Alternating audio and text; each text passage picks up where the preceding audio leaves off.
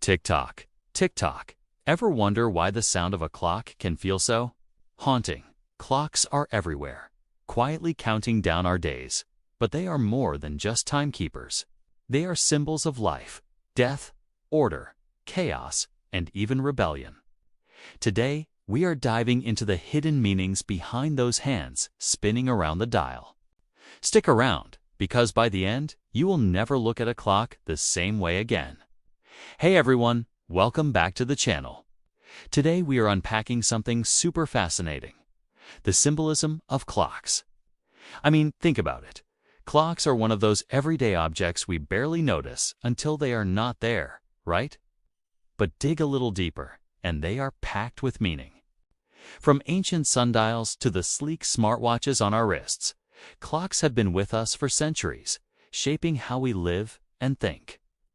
They are not just tools, they are storytellers. In this video, we will explore where they came from, how they have evolved, what they mean in different cultures, and even drop some mind-blowing facts you will be sharing at your next dinner party. So, grab a snack, get comfy, and let's wind up this journey together. Alright, let's start at the beginning. Where did clocks even come from? It's ancient Egypt, around 1500 BCE. And people are squinting at the sun, trying to figure out when to plant crops or hold ceremonies. That is when the sundial shows up. Just a stick in the ground casting a shadow. Simple, but genius. But sundials had a problem. What do you do when it is cloudy or nighttime? Fast forward to around 1400 BCE, and the Egyptians invent the water clock or clepsydra. Water drips from one container to another, marking time. It is like the OG hourglass, but wetter. These were huge for keeping track of speeches or night watches. Then, in medieval Europe, monks needed to time their prayers, so they started tinkering with mechanical clocks. By the 14th century, we get the first tower clocks, like the one in Salisbury Cathedral, still ticking since 1386. These were not just gadgets. They were symbols of divine order, reminding everyone that time was sacred. So, clocks went from shadows and water to gears and springs. Pretty cool, right? The big game changer came in the 17th century with the pendulum clock. Thanks to Galileo and Christian Huygens, these babies were accurate to within a minute a day. Suddenly, time was not just a vague idea, it was precise. By the 18th century, clocks shrank into pocket watches, status symbols for the elite.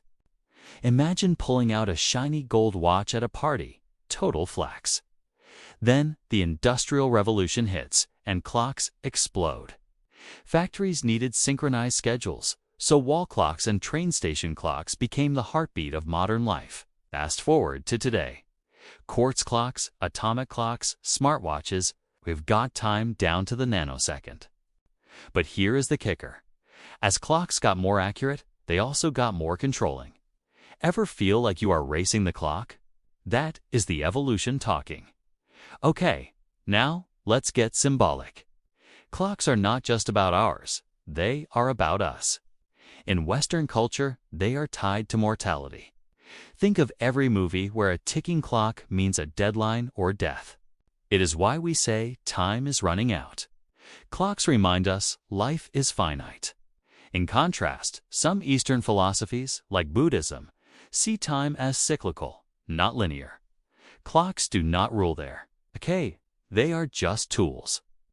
Meanwhile, in places like Switzerland, clocks are icons of precision and pride. Think cuckoo clocks and luxury watches. They are practically art. And do not get me started on literature. Clocks are everywhere. In Dickens, they are about society's rigid rules. In Dolly's melting clocks, they are about time bending and breaking. Clocks carry the weight of whatever we project onto them: hope, fear, or freedom. All right, time for some fun stuff, pun intended. Did you know the shortest war in history lasted 38 minutes? A clock was literally counting down the ceasefire. Wild, right? Or how about this?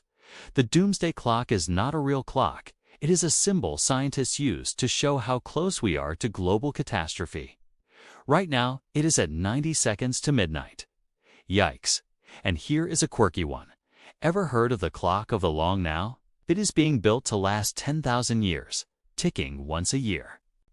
Imagine a clock outliving us all. It is mind-boggling. Oh, and one more? Big Ben. Not actually the clock, it is the bell inside.